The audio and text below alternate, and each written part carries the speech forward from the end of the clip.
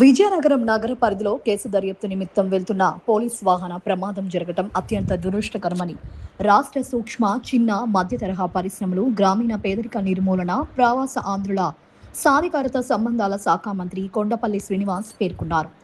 గాజులరేఖ కొండ మీద పోలీస్ వాహనం బోల్తా పడిన విషయం తెలిసిన వెంటనే ఎస్పీ దామోదర్తో ప్రమాద సంఘటన వివరాలను ఫోన్లో అడిగి తెలుసుకున్నారు. క్షతగాత్రుల చికిత్స పొందుతున్న మెడికవర్ ఆసుపత్రి వద్దకు వెనువెంటనే మంత్రి చేరుకున్నారు. తీవ్ర గాయాలతో ఐసీయూలో చికిత్స పొందుతున్న ఎస్ఐ అశోక్, కానిస్టేబుల్ రాసారావులను పరామర్శించారు. అనంతరం ప్రమాద బాధిత కుటుంబ సభ్యులతో మంత్రి కొండపల్లి శ్రీనివాస్ మాట్లాడారు. అనుకోని ప్రమాదంలో గాయపడిన పోలీస్ మిత్రులకు పోలీస్ వ్యవస్థ, ప్రభుత్వం అండగా ఉంటుందని, ప్రతి ఒక్కరూ ధైర్యంగా ఉండాలని కోరారు. బాధితుల కుటుంబ సభ్యులతో మంత్రి కొండపల్లి మమేకమై మాట్లాడారు. వైద్యం జరుగుతున్న తీరును ఎస్పీ దామోదర్ మరియు ఇతర పోలీసు అధికారులను మంత్రి కొండపల్లి అడిగి తెలుసుకున్నారు. ప్రమాద సంఘటన వివరాలను ముఖ్యమంత్రి చంద్రబాబు నాయుడు, హోంమంత్రి వంగలపూడి అనితకు వివరించినట్లు తెలిపారు. మనకు సీరియస్ అనుకున్నాం కానీ ఇప్పుడు డాక్టర్స్ డిక్లేర్ చేశారు. రమణ ఇన్ని రోజులు మాతో కలిసి చేసినటువంటి రమణ మా పోలీసు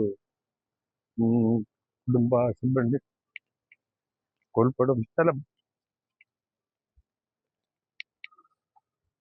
చాలా బాధగా ఉంది.